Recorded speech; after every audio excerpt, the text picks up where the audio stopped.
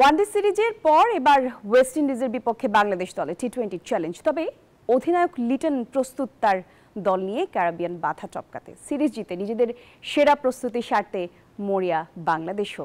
চট্টগ্রাম থেকে আবরার আল দাইয়ানের রিপোর্টে বিস্তারিত থাকছে। চট্টগ্রামে শুরু হচ্ছে ওয়েস্ট ইন্ডিজ বাংলাদেশের ধুমধারাক্কা টি-20 লড়াই, যেখানে টাইগারদের সামনে সুযোগ ক্রিকেটের এই শর্টার ফরম্যাটে নিজেদের সাম্প্রতিক ফর্ম ধরে রাখার। অধিনায়ক লিটন দাস ইনজুরি কাটিয়ে এই সিরিজ দিয়ে ফিরেছেন টি-20 দলে, আর ফিরেই জানিয়েছেন আসন্ন টি-20 বিশ্বকাপ নিয়ে দলের অবস্থান, যেখানে তার কথায় উঠে আসে তরুণ ক্রিকেটারদের উপর ভরসা রাখার কথা। ইমপ্রেস করছে তার ক্রিকেট খেলা, সেহেতু ক্রিকেট প্লেয়ার, তার যে কোনো কিছু করতেছে এটাই ভালো লাগতেছে।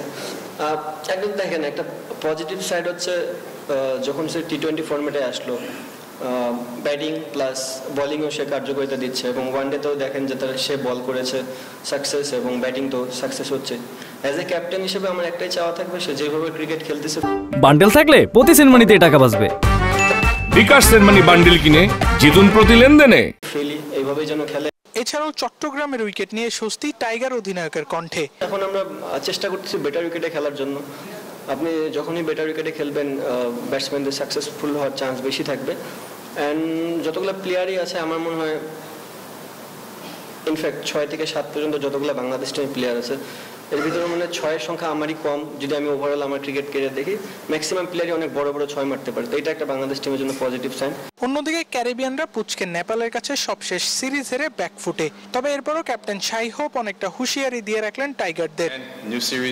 বাংলাদেশ টি-20-তে ভালো ক্রিকেট খেলছে, তবে আগে কি হয়েছে তা নিয়ে ভাবতে চায় না। ফরম্যাট ভিন্ন, তবে আমাদের লক্ষ্য ঠিক আগের মতো থাকবে।